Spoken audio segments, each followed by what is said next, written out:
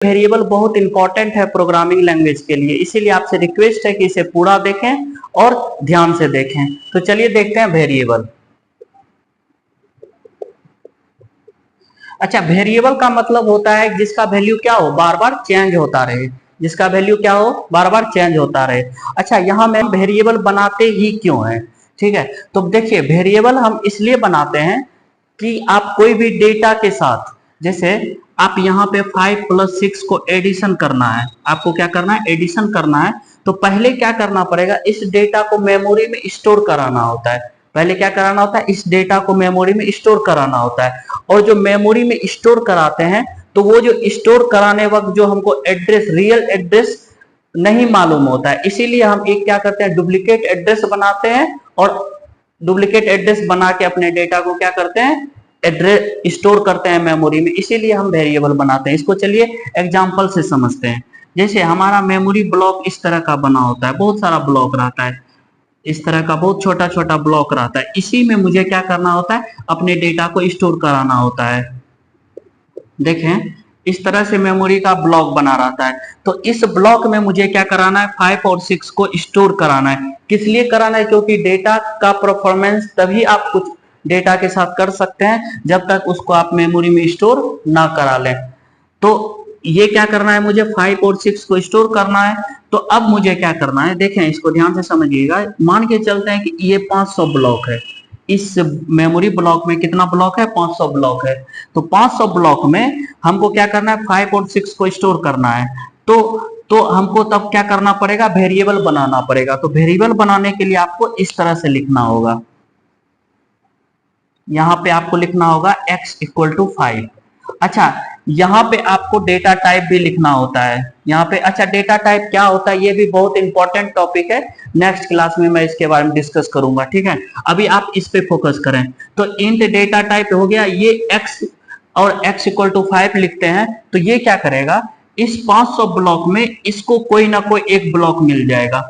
जैसे मान चलिए ये ब्लॉक को मैं बाहर निकाल रहा हूं और इसका मान लेते हैं, इसका रियल एड्रेस कितना है, 100 है। इस 500 ब्लॉक में इसका रियल एड्रेस कितना है, 100 है। तो इसको मैं यहां से बाहर निकाल लेता हूं आपको समझाने के लिए। तो यहाँ पे एक ब्लॉक मिल जाएगा और इसका रियल एड्रेस क्या है, 100 है। और ये जो आप x = 5 बनाया है, तो यहाँ पे क्या हो जाएगा, आपका x हो जाएगा। और ये किसके तरफ पॉइंट करेगा, इस रियल एड्रेस की तरफ पॉइंट करेगा।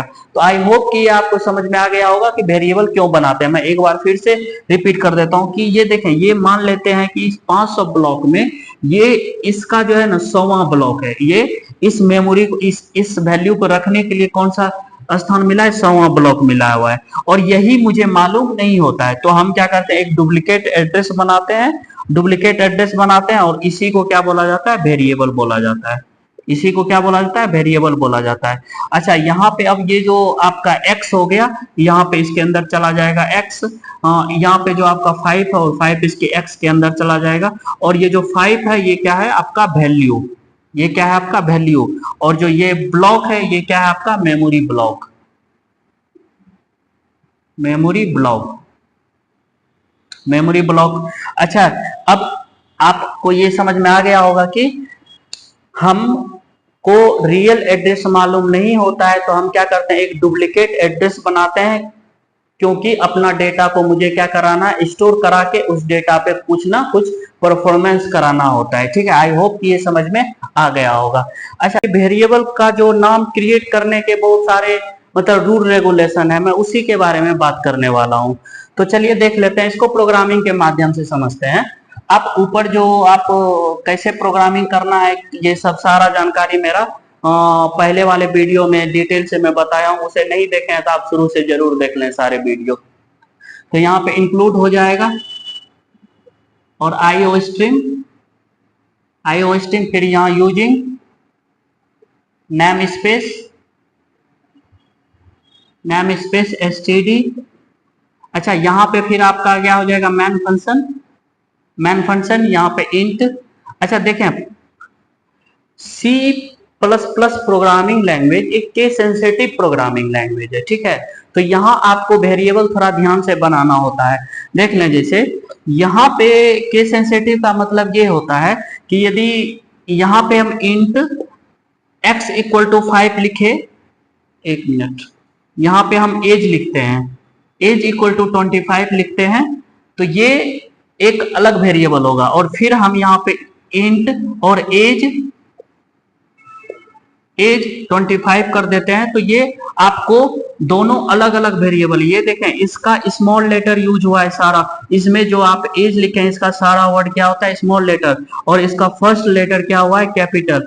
तो बोथ वेरिएबल आर डिफरेंट, दोनों वेरिएबल क्या है आपका अलग अलग है, सेम नहीं है, ठीक है। और इसी को क्या बोला जाता है केस सेंसिटिव बोला जाता है। यदि आप first letter upper case use कर रहे हैं तो अपर केस ही यूज करें, लोअर केस यूज कर रहे हैं तो लोअर केस ही यूज करें। आई होप कि ये आपको समझ में आ गया होगा। तो इसको आप रूल नंबर 1 बोल सकते हैं। तो अच्छा, रिटर्न 0, यहाँ पे यदि आप ऐसा कीजिए ये प्रोग्राम आपका रन हो जाएगा। चलिए अब दूसरे रूल की बात कर लेते हैं। दूसरा रूल है कि कोई भी वेरिएबल बनाने से पहले, मैं यहाँ पे लिख देता हूं, यहाँ दूसरा रूल है कि कोई भी वेरिएबल बनाने से पहले आप शुरू में इंटीजर यूज नहीं कर सकते। जैसे यहाँ पे इंट और यहाँ पे 1 लिख दिए और x इक्वल टू 5 कर दिए, तो ये आपका गलत है। ये आपका क्या गलत, ये आपका गलत है। गलत इसलिए है क्योंकि ये अलाउ नहीं देता। यहाँ पे देखें वेरिएबल के पहले क्या यूज हुआ है इंटीजर यूज हुआ है, इसीलिए ये गलत है, ऐसा आप नहीं कर सकते। तीसरा रूल की बात करते हैं, कोई भी वेरिएबल के सामने कोई स्पेशल कैरेक्टर यूज नहीं कर सकते। जैसे यहाँ पे x ले लिए और यहाँ पे हैशटैग यूज कर लिए, तो ये भी आपका क्या है गलत है, ये आपका गलत है। क्योंकि ये जो वेरिएबल है, वेरिएबल के पहले आपका क्या यूज हुआ है स्पेशल कैरेक्टर यूज हुआ है। अच्छा, सिवाय एक को छोड़कर। चौथा रूल होता है यहाँ पे इंट, अच्छा -x इक्वल टू 5 यदि करते हैं, ये आप कर सकते हैं। सिर्फ स्पेशल कैरेक्टर में किसको यूज कर सकते हैं अंडरस्कोर, किसको यूज कर सकते हैं अंडरस्कोर, ये अलाउ है, ठीक है। आई होप कि ये समझ में आ गया होगा। चलिए अब पांचवा रूल की बात कर लेते हैं। पांचवा रूल है आपका, पांचवा रूल है कोई भी आप वेरिएबल के पहले मतलब फ्लोट नंबर यूज नहीं कर सकते, ये भी गलत है। आपका इंट, जैसे आपका मैं लिख देता हूं यहाँ 1.2, ये क्या है फ्लोट नंबर है, और x लिख दिए तो यहाँ पे यदि हम 10 पास कराते हैं तो ये भी आपका गलत है। क्योंकि वेरिएबल के सामने आप क्या यूज नहीं कर सकते, कोई फ्लोट नंबर भी यूज नहीं कर सकते, ठीक है। आई होप कि ये आपको समझ में आ गया होगा। अच्छा देखें, यदि इस तरह से मैं ये 5 रूल बताया, अब छठे रूल की बात करते हैं। देखें छठा रूल है आपका, छठा रूल है आपका, आप जैसे कि अभी अभी आप इस तरह से किए थे इंटू 1 x इक्वल टू 5, ये गलत है। क्योंकि कोई भी पहले वेरिएबल के पहले हम कोई भी इंटीजर नंबर को यूज नहीं कर सकते। लेकिन आप x इक्वल टू 1 वेरिएबल बनाने के बाद कोई इंटीजर नंबर आप यूज कर सकते हैं, ये अलाउ है, ठीक है ना। इसमें कोई आपको अब एरर नहीं देगा, ये आपका क्या है सही है। आई होप कि आपको वेरिएबल और वेरिएबल के रूल अच्छे से समझ में आ गया होगा। तो वेरिएबल को जो है ना डिक्लेयर हम कैसे कर सकते हैं प्रोग्रामिंग में, तो यहाँ पे आपको वही सब लिखना है, इंक्लूड IO स्ट्रिंग, फिर यूजिंग नेम स्पेस std, फिर यहाँ पे आपका आ जाएगा इंट मैन, और यहाँ रिटर्न 0। अच्छा दोस्तों ये देखें ये कैसे लिखा हुआ है, यहाँ क्यों लिखे हैं, हर चीज का एक रीजन है, ठीक है ना। मैं वो पीछे वाले वीडियो में सब चीज डिटेल से बताया हूँ, यदि उसको आप नहीं देखें जरूर एक बार देख लें, आपका कॉन्सेप्ट बहुत अच्छे से क्लियर हो जाएगा। तो देख लें, यहाँ पे हमको वेरिएबल यदि डिक्लेयर करना है तो यहाँ पे हमको डेटा टाइप लिखना है। डेटा टाइप नेक्स्ट क्लास में मैं डिस्कस करूंगा, अभी आप फोकस करें वेरिएबल पे। तो इंट यहाँ पे x इक्वल टू यदि हम 5 कर दिए तो यही आपका वेरिएबल है, ये आपका क्या है वेरिएबल है।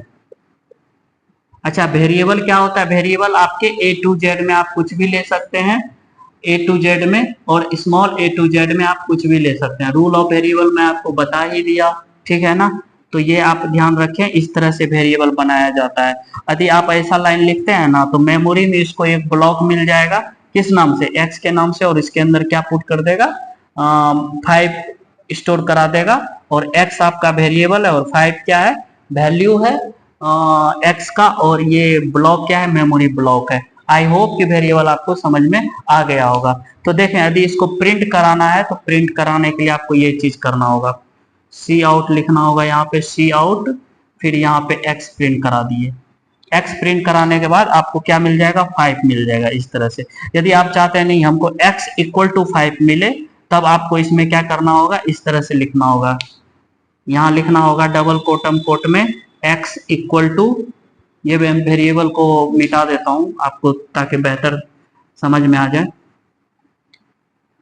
यहाँ आपको लिखना होगा x इक्वल टू, फिर ये वाला इंसर्शन ऑपरेटर लगाना होगा, फिर यहाँ आपको क्या लिखना होगा, x लिखना होगा, तो आपको ये वाला आउटपुट देगा x equal to 5। I hope कि वेरिएबल आपको अच्छे तरह से समझ में आ गया होगा। देखें, अब बात कर लेते हैं type of variable. Type of variable भी ये 4 टाइप के होते हैं। एक लोकल वेरिएबल होता है, एक ग्लोबल वेरिएबल होता है, एक स्टैटिक वेरिएबल होता है, एक इंस्टेंस वेरिएबल होता है। अभी आपको ये, यानी कि अभी आपका बेसिक है तो अभी आपको ये थोड़ा समझने में डिफिकल्ट होगा, फिर भी मैं एक ओवरव्यू आपको दे देता हूँ। ये सब का आगे बहुत डिटेल से डिस्कस करूंगा, ठीक है ना। यदि आप सी में यदि आप फंक्शन पढ़े होंगे, तब ये लोकल वेरिएबल आपको थोड़ा बहुत समझ में आ जाएगा कि लोकल वेरिएबल होता है जब कोई फंक्शन के इनसाइड, मतलब फंक्शन के ब्लॉक में जो वेरिएबल डिक्लेयर किया जाता है उसको क्या बोला जाता है, लोकल वेरिएबल बोला जाता है। ग्लोबल वेरिएबल बोला जाता है जो फंक्शन के आउटसाइड में हम डिक्लेयर करते हैं उसको ग्लोबल वेरिएबल बोला जाता है। स्टैटिक वेरिएबल होता है, इसको जब हम डिक्लेयर करते हैं तो इसको जब आप प्रोग्राम को रन कराते हैं तभी उसको मेमोरी मिलता है, स्टैटिक वेरिएबल। और इंस्टेंस वेरिएबल उसको बोला जाता है जब क्लास के अंदर हम डिक्लेयर करते हैं। ये जब उप्स बताऊंगा तभी मैं वहां डिटेल से डिस्कस करूंगा कि इंस्टेंस वेरिएबल क्या होता है। और ये लोकल वेरिएबल और ग्लोबल वेरिएबल जब फंक्शन डिस्कस करूंगा तभी आपको बेहतर समझ में आएगा कि लोकल वेरिएबल और ग्लोबल वेरिएबल क्या होता है। तो आई होप कि ये समझ में आ गया होगा कि वेरिएबल के कितने टाइप होते हैं।